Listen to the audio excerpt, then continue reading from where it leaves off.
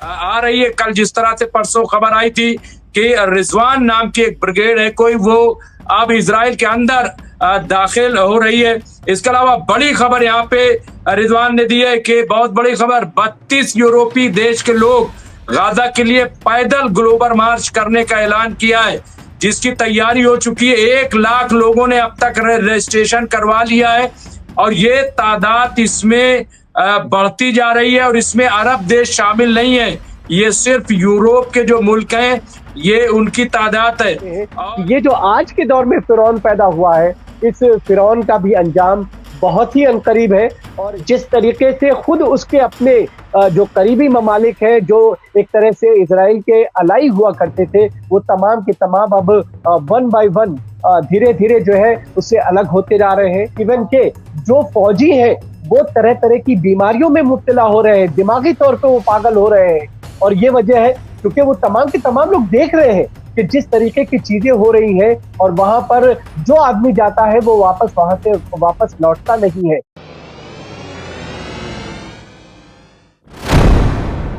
आदाब, मैं हूं मुमताज आलम रिजवी और इस वक्त मैं आपके खिदमत में एक बड़ी खबर लेकर के हाजिर हुआ हूं और वो है इजराइल फिलिस्तीन के मामले में। जी हां, एक बड़ी खबर ये आ रही है कि जो यूरोपीय ममालिक हैं, जो यूरोपीय देश हैं, उनमें से 1 लाख लोगों ने रजिस्टर कराया है और वो ये कि वो पैदल ग्लोबल मार्च करते हुए राफा के बॉर्डर जाएंगे, गाजा के लिए वो निकलेंगे। तो ये एक बड़ी खबर है और इस पर हमने बात की जो अंजरुल्लाह साहब हैं उनसे कि क्या तैयारी है, क्योंकि वो ऑर्गेनाइजेशन चलाते हैं, वो सिस्टम को समझते हैं। 32 यूरोपीय मुल्क वो निकल रहे हैं मार्च करने के लिए, वो इजराइल के खिलाफ। अब जाहिर है कि रजिस्ट्रेशन जब 1 लाख का हुआ है तो न जाने कितने लोग इसमें शामिल होंगे और बहुत मुमकिन है कि इस मार्च को देखते हुए बहुत से अरब मुल्क के लोग भी इसमें शामिल हो जाएं। तो बहरहाल इस पर हमने अंजरुल्लाह साहब से बात की। देखिए उन्होंने क्या जवाब दिया और किस तरह से इसका तज्जिया किया, देखिए क्या कहा। आ रही है। कल जिस तरह से परसों खबर आई थी कि रिजवान नाम की एक ब्रिगेड है कोई, वो अब इजराइल के अंदर दाखिल हो रही है। इसके अलावा बड़ी खबर यहाँ पे रिजवान ने दी है कि बहुत बड़ी खबर, 32 यूरोपीय देश के लोग गाजा के लिए पैदल ग्लोबल मार्च करने का ऐलान किया है, जिसकी तैयारी हो चुकी है। 1 लाख लोगों ने अब तक रजिस्ट्रेशन करवा लिया है और ये तादाद इसमें बढ़ती जा रही है। और इसमें अरब देश शामिल नहीं है, ये सिर्फ यूरोप के जो मुल्क हैं ये उनकी तादाद है। और आगे उन्होंने लिखा है कि इसकी क्या तैयारी है, तो वो भी आप देखें कि मार्च की डिटेल ये है कि 12 जून को लोग काहिरा में इकट्ठा होंगे, उसके बाद अल आरिश शहर की ओर यानी जानिब बढ़ेंगे। 13 जून को मार्च शुरू होगा और रफा क्रॉसिंग की ओर ये लोग बढ़ेंगे और 14 जून को रैली और प्रदर्शन ये लोग करेंगे और 15 जून को मेन प्रोटेस्ट। ये तो इस तरह का एक खाका जो है वो बनाया जा रहा है। आप जिस उसकी बात कर रहे थे, अरब लीग और फ्रांस एक मुश्तरका कॉन्फ्रेंस 17 जून से 20 जून करने जा रहे हैं और उसमें कई मुल्क, सिर्फ एक नहीं, माल्टा ही नहीं बल्कि कई मुल्क। कल कोलंबिया ने जो है अपना पहला सफीर मुकर्रर कर दिया है फिलिस्तीन के लिए। ये तारीख में पहली बार हुआ है, बाकायदा ऐलान किया है कि मैं फिलिस्तीन, और नाम भी ऐलान किया है। तो कई मुल्क ऐलान करेंगे। ये तमाम बातें फ्रांस ने भी कह दिया है कि हम फिलिस्तीन को एक अलग रियासत मानते हैं, अलग मुल्क मानते हैं। तो इस तरह की बातें चीन जो है पूरी तरह सपोर्ट कर रहा है। अभी ईरान के जो वजीर खारजा हैं, जब वो पोप लियो से मुलाकात की तो उन्होंने कहा कि क्यों ना फिलिस्तीन को दे करके, और फिलिस्तीन का मतलब मुसलमान नहीं होता है, फिलिस्तीन का मतलब एक मुल्क है। फिलिस्तीनी का मतलब कि उस मुल्क में जो भी रह रहा हो, चाहे वो यहूदी हो, चाहे ईसाई हो, चाहे मुसलमान हो, चाहे और किसी तबके के लोग हों, वो सब फिलिस्तीनी है। फिलिस्तीनी का मतलब मुसलमान हरगिज नहीं है, ये जो अफवाह फैलाई गई है। तो वो फिलिस्तीन बने और वहां चुनाव कराया जाए और जो लोग जीते वो जैसे दुनिया में हो रहा है वैसे वहां भी हो, एक डेमोक्रेसी लाई जाए। इस तरह की बातें भी हो रही हैं। अंदर साहब तो पूरा आप देखिए आसियान में जिस तरह से, और मैं समझता हूं कि ये जो खबर आई है, बहुत बड़ी खबर है। अंदर साहब, क्या आपको लग रहा है कि दुनिया क्या वाकई, क्योंकि देखिए जॉर्डन में भी 70% लोग प्रोटेस्ट कर रहे हैं और जॉर्डन में बहुत बड़ी आबादी फिलिस्तीनियों की भी है। अब वहां से भी खबर आई है कि बहुत मुमकिन है कि बहुत जल्द वहां से लोग मार्च करके इजराइल के अंदर घुस जाएं। लेबनान से भी ये खबर आई है और हमास का भी कोई ठिकाना नहीं है कि कब वो इस तरह से करें। तो अलग अलग तरीके की चीज खबरें आ रही हैं। सबसे पहले इसी पे क्या लग रहा है अंजर साहब कि अगर दुनिया भर से लोग, खास तौर से यूरोपीय ममालिक के लोग, और वो इसलिए कर सकते हैं क्योंकि आप देखिए लंदन में 5-6 लाख लोगों ने प्रोटेस्ट किया। इसी तरीके से इटली में आप देखिए कि लाखों लोग मैदान में उतरे। तो कई, इंडोनेशिया आप देखिए, बहुत जगहों पे, जहां अमेरिका के अंदर, और अमेरिका छोड़ दीजिए, इजराइल के अंदर लाखों लाख लोग प्रोटेस्ट कर रहे हैं। वहां पे जिस तरह से अपोजिशन हमलावर है। तो ये अंदर साहब जो खबर है, अभी इसकी हम बहुत तस्दीक नहीं कर सकते, लेकिन खबर ऑथेंटिक है क्योंकि नूर साहब पूरी नजर रखते हैं। क्या लग रहा है सिचुएशन है ये इजराइल के लिए कितनी महंगी पड़ने वाली, क्योंकि इजराइल के हालात अच्छे नहीं है। अब मैं आपको बताऊं कि इजराइल के अंदर भी जो दो पार्टियां, खास तौर से आप जिस तरह से ऐलान किया है नेतन्याहू ने कि 4.5 लाख हम रिजर्विस्ट को बुलाएंगे और उसमें उन लड़कों को भी लाएंगे जो दीनी तालीम हासिल करते हैं यहूदी के, तो उनको भी इसमें शामिल किया जाएगा। तो इसको लेकर के वहां की जो पार्टियां हैं वो काफी नाराज है। उनका कहना है कि ये मुमकिन नहीं है, ये बच्चे लड़ने के लिए नहीं है, फौज का ऐसा नहीं है, दीनी काम करते हैं और हम दीनी काम के बच्चों को फौज में नहीं भेज सकते। तो वहां जो शास पार्टी है और यूनाइटेड तोरा पार्टी जो है, ये जो समर्थन दे रहे हैं नेतन्याहू को, तो इनका कहना है कि हम इनसे भी समर्थन वापस ले लेंगे। बहरहाल, तो अंजर साहब ये जो सिचुएशन है इसको कैसे आप देख रहे हैं? क्या नेतन्याहू का ख्वाब पूरा होगा या फिर नेतन्याहू अब चंद दिनों के मेहमान है और उनको हटा दिया जाएगा? अंजर साहब, क्योंकि अमेरिका भी नाराज है। बिल्कुल मुमताज, देखिए कुरान अगर हम आप पढ़ रहे हैं तो उसमें एक राजा हुआ करता था, फिरौन का जिक्र है उसमें बड़े तफसील से और बड़े ही डिटेल से। जब वो अपनी आवाम के ऊपर और जब वो लोगों के ऊपर यानी इंसानियत के ऊपर जब वो हमला करता है तो जाहिर है कि हर फिरौन का एक दिन उसका अंजाम जो है वो पूरी तरह से कुरान में है कि फिरौन का अंजाम यकीनी है और सबने जो है क्या कहते हैं उस चीज को देखा, पढ़ा और उसे जाना है कि किस तरीके से उस फिरौन का अंजाम हुआ। और वो नील नदी जो वहां से थोड़ी सी दूर है, मुमकिन है कि इजराइल का जो इलाका है वहां पर वो टच कर रही हो नील नदी, तो वो पूरा जो है पूरा सिनेरियो आप अपनी आंखों के सामने देख सकते हैं कि ये जो आज के दौर में फिरौन पैदा हुआ है, इस फिरौन का भी अंजाम बहुत ही अनकरीब है। और ये जो सारे सिम्टम्स जिस तरह के उभर करके सामने आ रहे हैं कि खुद उसके अपने लोग जो इस वक्त अमेरिका खासतौर से इजराइल और नेतन्याहू के साथ खड़े हुआ करते थे, वो तमाम के तमाम लोग उसका साथ छोड़ते हुए नजर आ रहे हैं। आपको याद होगा कि अमेरिका और अमेरिका के प्रेसिडेंट जिन्हें हम कह सकते हैं कि वो भी उस पूरे आतंकवाद में बराबर के शरीक है। अगर अमेरिकन राष्ट्रपति, अमेरिकन प्रेसिडेंट को अगर आतंकवादी न कहा जाए तो ये एक तरह से नाइंसाफी होगी, क्योंकि उनकी शय है, अमेरिका की शय है। वहां पर बड़े पैमाने पर तलबा सड़कों पर है, छात्र सड़कों पर है, इंसाफ पसंद लोग सड़कों पर है। बावजूद इसके अमेरिका ये तमाम चीजें जानते हुए, देखते हुए बराबर जो है असलहों की सप्लाई करता है, नए नए जो है हथियार उनको दे रहा है ताकि गाजा और फिलिस्तीन के अंदर उनको जो है मारा जाए। एक तरफ उसका ये रुख है और दूसरी तरफ अपने आप को सबसे बड़ा इंसान नवाज साबित करने की कोशिश कर रहा है। तो जाहिर है कि दुनिया देख रही है और सबको ये पता है कि दुनिया में क्या कुछ हो रहा है। और जो इंसाफ पसंदी और न्याय की बात किया करते थे वो सब ढकोसला है, वो सब कहने की बातें हैं और इन पर किसी तरह से अब यकीन किए जाने की कोई यहाँ पर कोई जवाब इस तरह का नजर नहीं आता।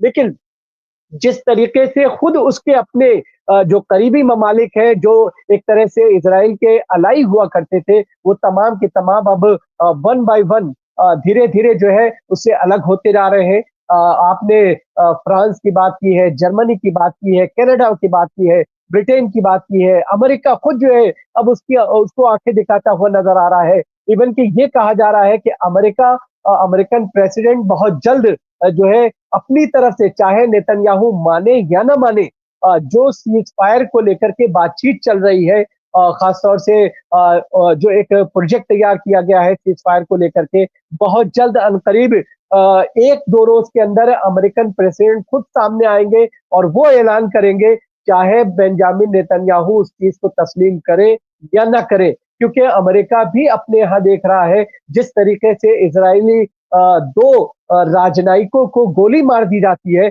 खुद अमेरिका इस चीज को बड़े जो है करीब से इन तमाम चीजों को वॉच कर रहा है। तो दुनिया अब ये समझ चुकी है कि इस वक्त जो है इजराइल या फिर नेतन्याहू जो कि एक आतंकवादी है, और उस आतंकवादी का अंजाम जाहिर है कि दुनिया जो है देख रही है कि बहुत जल्द और अनकरीब जो है उस आतंकवादी को ठीक उसी तरह से मारा जाएगा जिस तरीके से सद्दाम हुसैन को कटघरे में लाया गया था, लीबिया के मुअम्मर कज़ाफी को लाया गया था। क्योंकि जितने भी डिक्टेटर हैं, हर डिक्टेटर का अंजाम एक दर्दनाक मौत होता रहा है, और जाहिर है कि वो चीजें देखने को बहुत जल्द आपको मिलेंगी, और खुद उनके अपने मुल्क में ही लोग जो है उनकी मुखालफत करेंगे। आपने रब्बियों की बात की है, और हम आपको बताएं कि जब ये पूरा यानी ये कहा जाए कि 2-2.5 महीने ही जंग हुए थे, उस वक्त बड़े पैमाने पर जो है हमास की तरफ से रेजिस्टेंस किया जा रहा था और बड़े पैमाने पर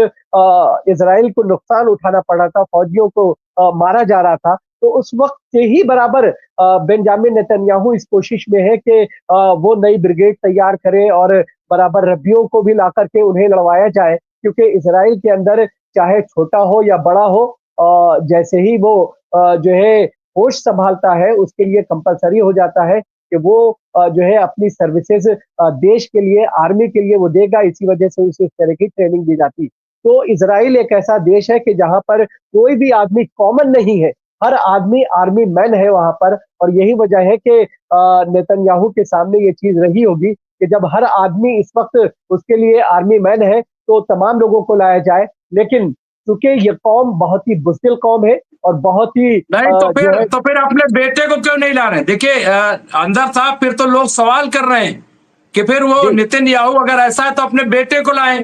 उनका बेटा तो बाहर है, मौज मस्ती कर रहा है।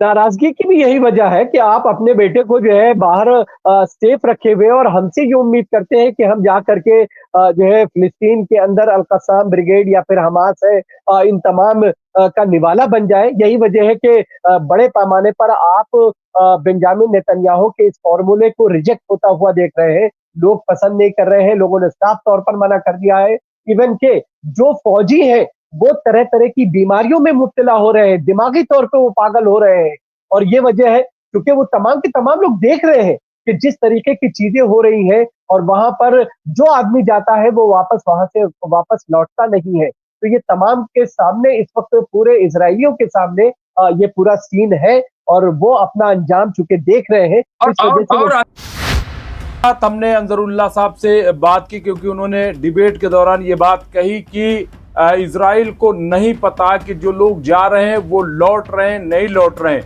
कोई डाटा नहीं है। तो हमने इस पे कहा कि जी बिल्कुल, इसीलिए शायद इजराइल के अंदर प्रोटेस्ट हो रहा है, क्योंकि इजराइल सरकार डिटेल नहीं दे रही है कि जो लोग गाजा जा रहे हैं, फिलिस्तीन जा रहे हैं, वो वापस कितने आ रहे हैं, क्या हो रहा है, कोई डिटेल नहीं दी जा रही। इस पर भी सुनिए अंजरुल्लाह साहब ने क्या कहा।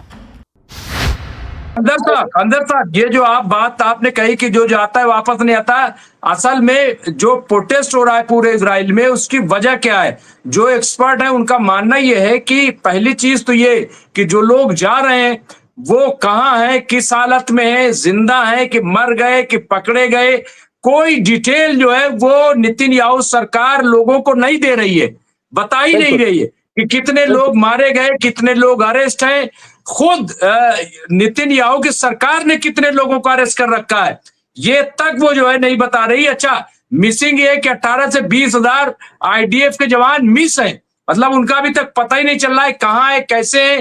तो ये जो सिचुएशन है कि आप बताते नहीं हो, आप बुलाते तो हो, भेजते तो हो, लेकिन वो किस हालत में है, कहाँ है, क्या कर रहे हैं, आप कोई डिटेल नहीं देते हो। जो लोग अभी 2 दिन पहले जिस तरह से घात लगा करके हमास ने हमला किया, उसमें खबर आई कि वहां पे कई आईडीएफ के लोग मारे गए, बहुत सारे जख्मी हुए। लेकिन क्या इजराइल ने इसका एतराफ किया? जबकि हिजबुल्लाह के लोग मारे जाते हैं वो बताते हैं, हमास के लोग मारे जाते हैं वो बताते हैं, हूती के लोग यमनी जब मारे गए तो उन्होंने बताया कितने मारे गए, ईरान के लोग मारे जाते हैं वो बताते हैं साहब मारे गए। लेकिन इजराइल ऐसा है, ये वजह जो नाराजगी है लोगों की, उसकी मैं समझता हूं कि एक बड़ी वजह यह है कि इजराइल छुपाता है। ये इसकी वजह क्या है अंदर साहब? अच्छा, एक और चीज खबर आ रही है, बहुत बड़ी खबर है, वो ये नूर साहब ने दिया, यहूदियों ने अल-अक्सा मस्जिद के नीचे सुरंग बना ली है। इससे पहले भी ये खबर आ चुकी है, लेकिन फिर भी जिसमें नेतन्याहू घूमता हुआ नजर आया है और बताया जा रहा है कि सुरंग की वजह से मस्जिद कमजोर हो सकती है। इस तरह के बातें आ रही है। क्या क्या इसमें कितनी सदाकत हो सकती है? क्योंकि खबरें तो पहले भी आई हैं सुरंग को लेकर के, लेकिन क्या लग रहा है अंदर साहब, क्या इसमें कितना दम होगा? देखिए, जहां तक की बात मस्जिद अक्सा के नीचे सुरंग की है, तो जाहिर है कि वो इजराइल और नेतन्याहू, खासतौर से यहूदियों का एक सपना है कि मस्जिद अक्सा को शहीद करके वहां पर हैकल सुलेमानी की तामीर कर दी जाए। और नतीजा यही है कि आप बार बार इस तरह की खबरें आप सुनते रहे हैं। खुद जो है मस्जिद अक्सा के इमाम, वहां की इंतजामिया कमेटी ने कई बार इस तरह का जिक्र किया है कि जिस तरह से मस्जिद के अतराफ में इजराइल तामीराती काम को अंजाम दे रहा है और खुदाई के काम को अंजाम दे रहा है, वो मस्जिद अक्सा का कमजोरी का सबब बन सकती है। तो ये इस तरह की चीजें सामने आती रही हैं और जाहिर है कि चूंकि इस वक्त पूरी तरह से वहां पर कंट्रोल इजरायली आर्मी का है और ऐसी जगहों पर आम लोगों की रसाई मुमकिन नहीं है कि वहां पर कोई भी वहां जाकर के फोटोज ले सके, वीडियोस को रिकॉर्ड कर सके। तो अगर ये बात उभर करके सामने आ रही है तो सच्चाई हो सकती है इसमें, क्योंकि फिलिस्तीनी अथॉरिटी कई बार इस तरह का खदशा जाहिर कर चुकी है। और अब जबकि 70% इलाकों पर फिलिस्तीन, 80% इलाके पे फिलिस्तीन के इजरायली आर्मी मौजूद है, उसका पूरी तरह से एक तरह से कंट्रोल कहा जा सकता है, कब्जा है। तो वो किसी भी हद तक जाकर के अपने इस मंसूबे को कामयाब करने के लिए बढ़ सकती है। और अगर ये खबर आई है तो इसमें कहीं ना कहीं कुछ हद तक सदाकत जरूर हो सकती है। लेकिन मुझे थोड़ा सा ये है कि नेतन्याहू आएंगे और घूमेंगे। मुझे नहीं लग रहा है कि जो हालात इस वक्त है और जितना खौफ है कि नेतन्याहू आएंगे और टहलेंगे और वो फोटो भी वो जारी हो जाएगी, वीडियो भी, मुझे ऐसा नहीं लग रहा है। लेकिन ये कि दोपहर में जब हमसे शौकत भारती साहब जुड़े थे लाइव, तो वो ये कह रहे थे जिस तरह से अलमायदीन को भी अब बैन कर दिया है, पूरे मीडिया को बैन किया जा रहा है, तो बहुत बड़ा कोई टारगेट है, कोई बहुत बड़ा मंसूबा जो है वो इजराइल बना रहा है। और जैसा कि कहा है कि 2 महीने में हम सारा अपना टास्क पूरा कर लेंगे। हालांकि दुनिया बहुत तेजी से सामने आ रही है, लेकिन ये मीडिया को जिस तरह से ब्लैकआउट करना, अभी जब फौज को भेज रहे थे तो इजरायली मीडिया ने कहा भाई हम भी गाजा जाना चाहते हैं, हम भी गाजा में देखना चाहते हैं वहां के हालात को, और हम भी जो लिखना चाहते हैं, तो रोक दिया गया और उन्हें ब्लैक आउट किया गया, जिससे वो लोग भी प्रोटेस्ट कर रहे हैं। ये मीडिया पे जो शिकंजा है, किस बात का डर है? अगर आप कामयाब हैं, आप जीत रहे हैं, आप अपने मकसद की ओर तरफ बढ़ रहे हैं, तो ये मीडिया को बैन करना, या पहली बार ऐसा हुआ होगा अंदर साहब कि जहां मीडिया के लोग 250 के करीब लोग मारे गए। मुझे नहीं याद है या मैंने कहीं ऐसा नहीं पढ़ा है कि इतनी बड़ी तादाद जर्नलिस्टों की कभी मारी गई हो, उनका कत्ल किया गया हो, शहादत दी हो। क्या लग रहा है ये मीडिया का जो खौफ है, जो डर है, इसके पीछे क्या है अंजर साहब? जी, बिल्कुल जो है, जाहिर है कि ये जो तमाम चीजें हैं, खास तौर से बेंजामिन नेतन्याहू जो कि जुनूनी तौर पर पागल हो चुके हैं। और जाहिर है कि जब एक आतंकवादी और उस पर इस तरह का पागलपन सवार हो, उसकी समझ में ना आ रहा हो कि वो क्या करे क्या ना करे, क्योंकि उसके गले की फिलिस्तीन एक हड्डी बना हुआ है, ना वो इस वक्त निगल सकता है ना ही उगल सकता है। अगर वो सरकार से बाहर जाता है तो जाहिर है कि उसकी अरेस्टिंग और उस पर जो है केस चल रहे हैं, उसकी अरेस्टिंग यकीनी है, जेल की सलाखों के पीछे जाएगा। और अपने बच्चों को बचाने के लिए उसने उन्हें अपने बच्चे को जो है इसी वजह से बाहर कर रखा है, ताकि यहाँ पर किसी तरह से उनके खिलाफ अगर कोई बगावत होती है या उनके खिलाफ किसी तरह का कोई जो है एक्शन लिया जाता है, तो ऐसी सिचुएशन में कम से कम फैमिली और उसके बच्चे जो है वहां पर बच सके। लेकिन जो आप बात कर रहे हैं कि मीडिया वहां पर जिस तरह की सेंसरशिप है, दुनिया में इजराइल एक ऐसा वाहिद मुल्क है जहां पर हर तरह की सेंसरशिप मौजूद है। वो वहां की सरकार जो चाहेगी वही दुनिया के सामने आएगा और जो नहीं चाहेगी वो दुनिया के सामने नहीं आ सकता है। और यही आपने इसकी एक तस्वीर जो है देखी होगी, जब जो है ये पूरा ऑपरेशन खासतौर से हमास ने जो ऑपरेशन चलाया था इजराइल के अंदर और उसके बाद ये पूरी जो जंग छिड़ी है, उस वक्त बड़े पैमाने पर दुनिया भर से खासतौर से भारत से भी बड़े पैमाने पर हिंदुस्तानी मीडिया के जो पत्रकार हैं वो वहां पर गए थे। इजराइल ने उन्हीं मकामात का उन्हें विजिट कराया, उन्हीं जगहों पर लेकर गए हैं जहां पर हमास की या फिर फिलिस्तीनियों की छवि को दागदार किया जा सके, उनके जुल्म और सितम को दिखाया जा सके और एक नेगेटिव छवि को जो है दुनिया के सामने लाया जा सके, ऐसी जगहों पर उन्हें ले जाया गया। हालांकि बहुत सारे जर्नलिस्ट इंडिया के जिन्होंने चाहा कि वो गाजा के कुछ इलाकों में जाकर के उस तरफ की भी कुछ खबरों को कवर कर सके, लेकिन इजराइल की तरफ से इस तरह की कोई परमिशन नहीं दी गई और साफ तौर पर ऐसे लोगों को वापस जो है उनके अपने वतन को जो है भेज दिया गया था। तो इजराइल में जो मीडिया सेंसरशिप है वो दुनिया में अपने आप में एक मिसाल है और यही वजह है कि वहां पर जो भी मीडिया है वो अपना विरोध जरूर कर रहा है, क्योंकि जिस तरीके से जो एक मीडिया के फ्रीडम की बात की जाती है वो वहां पर पूरी तरह से क्योंकि है नहीं, नतीजतन वहां लोग जो है मीडिया के लोग भी इस वक्त सड़कों पर हैं और वो इस बात की मांग कर रहे हैं कि हमें कम से कम सच्चाई बताई जाए कि हमारे जो लोग वहां जा रहे हैं वो किस हाल में है।